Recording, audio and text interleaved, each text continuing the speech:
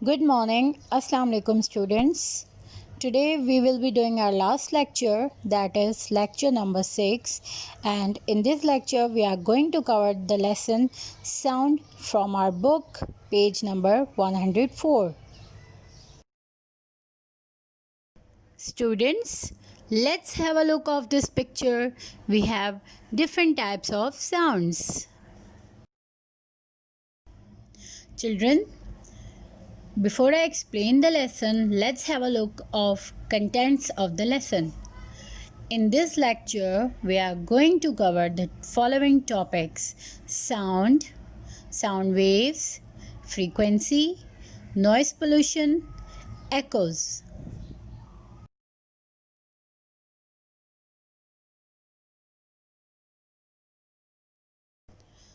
What is sound?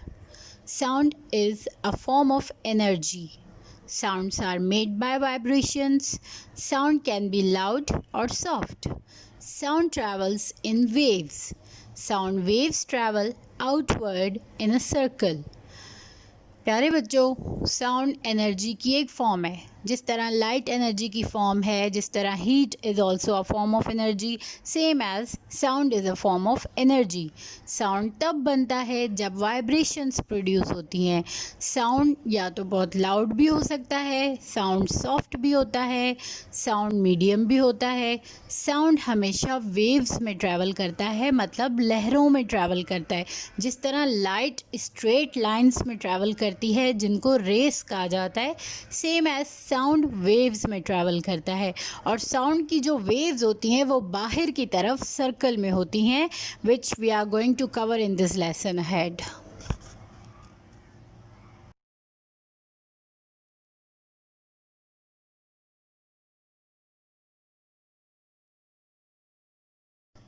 So here's the diagram of sound waves. Children, you cannot see the sound waves in real. आप reality में sound waves नहीं देख सकते, लेकिन sound इस तरह ट्रैवल करता है जिस तरह इस स्लाइड में आपको बताया गया है. Sound waves. The vibrations passing from particle to particle are called sound waves. We cannot see the sound waves. प्यारे बच्चों, साउंड वेव्स तब बनती हैं जब वाइब्रेशंस पास होती हैं एक चीज़ से दूसरी चीज़ पर.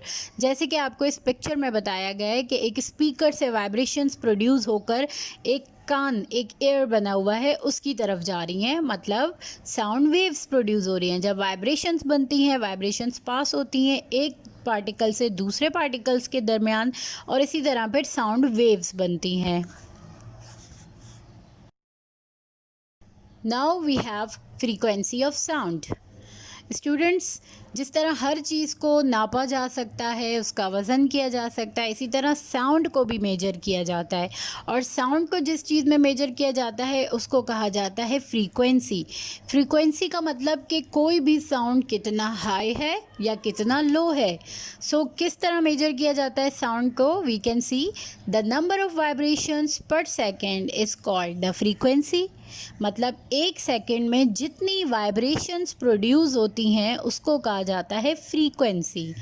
Sounds can be measure by counting the vibrations made in a second. Sound को हम मेजर करते हैं, हम ये देखते हैं कि एक सेकेंड में कितनी वाइब्रेशंस प्रोड्यूस हुई हैं. उन वाइब्रेशंस को काउंट करके हम साउंड को मेजर करते हैं. वी मेजर द वाइब्रेशंस और frequency by using the special units called hertz.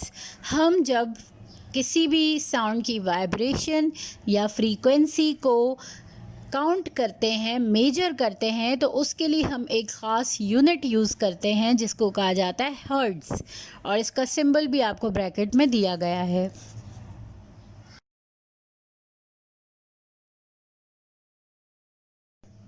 So here we have the picture of high frequency and low frequency. As you can see, high frequency में waves किस तरह बन रही हैं sound की, और low frequency में waves किस तरह बन रही हैं. You can see it from here. Noise pollution. Noise pollution means the unpleasant sound or the sound that hurts our ears. Noise pollution का मतलब वो साउंड जो कि हमें नहीं अच्छा लगता, जो हमारे कान बर्दाश्त नहीं कर सकते, जो अनप्लेजेंट होते हैं, नाखुशगवार होते हैं, जो हमें नहीं अच्छे लगते। फॉर एग्ज़ाम्पल जैसे कि जब कोई भी एयरप्लेन जहाज़ जब फ्लाई कर रहा होता है तो उसकी अगर वो बहुत करीब होता है आपके तो उसका साउंड आपको अच्छा नहीं लगता। समटाइम्स बहुत सारी ट्रैफिक जैम में अगर आप जाते हैं वहाँ गाड़ियों का साउंड आपको अच्छा नहीं लगता, ड्रिल मशीन का साउंड हमें अच्छा नहीं लगता। तो वो साउंड जो ज़्यादा फ्रीक्वेंसी के होते हैं, जो बहुत हाई होते हैं, we usually don't like them. तो उससे नॉइज़ पोल्यूशन क्रिएट होता है।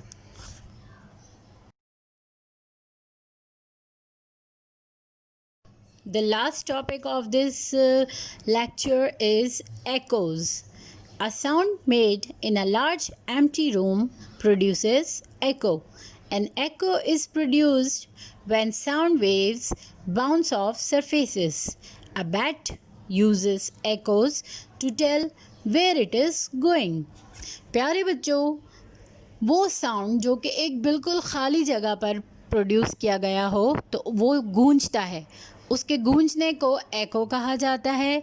एको तब होता है जब साउंड वेव्स बाउंस ऑफ होती हैं, मतलब वो नहीं टकरा सकती किसी भी सरफेस से। फॉर एग्ज़ाम्पल एक बहुत बड़ा सा रूम है और वहाँ पर अगर आप कुछ आवाज़ निकालते हैं अपनी मुंह से तो वो आवाज़ रिवर्स बैक होती है, एको प्रोड्यूस होता है, वो आवाज़ गूंजने लग जाती है। बिकॉज़ उस रूम में उस खाली जगह पर कोई और ऑब्जेक्ट्स नहीं रखे हुए होते कि जहाँ जाकर साउंड वेव्स एब्जॉर्ब हो सकें। जब साउंड वेव्स एब्जॉर्ब नहीं हो सकती कहीं पर जाकर तो वो गूंजने लग जाती हैं। इसी तरह अगर आप बहुत ऊंची जगह से, जहाँ दूर दूर तक कुछ भी नहीं है, वहाँ से अगर आप अपने मुंह से कोई आवाज़ निकालेंगे तो वो एको होगी, यानी वो गूंजेगी। बैट की यहाँ पे एग्जाम्पल दी गई है, मतलब जो चमगादड़ होते हैं वो भी एको यूज़ करते हैं अपनी लोकेशन बताने के लिए कि वो कहाँ पर हैं, या वो अपना शिकार भी पकड़ते हैं अगर, तो वो एको यूज़ करते हैं।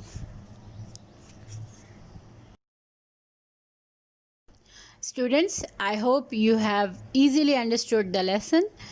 Now we have home assignment number 6. We have to answer the following questions. Question number 1, define the following. Sound, frequency. आपको इस क्वेश्चन में साउंड और फ्रीक्वेंसी की डेफिनेशंस लिखनी है, या उनको अपने वर्ड्स में भी डिफाइन कर सकते हैं। You can take help from this presentation also, you can take help from your book also. Question number 2, do question number 5 on page number 111. 111 page number पर आपको एक क्वेश्चन दिया गया है बुक में, जिसमें आपको कुछ वर्ड्स को अनस्क्रैम्बल करना है। वो क्वेश्चन आप अपनी कॉपी पे करेंगे। After this we have draw the frequency table from your book on page number 107 in your copy. आपने बुक का पेज नंबर 107 ओपन करना है, उस पर एक फ्रीक्वेंसी टेबल बना हुआ है जिसमें डिफरेंट एनिमल्स की फ्रीक्वेंसी लेवल बताया हुआ है कि वो कितना फ्रीक्वेंसी तक साउंड सुन सकते हैं। वो टेबल आपने अपनी कॉपी में करना है। Thank you.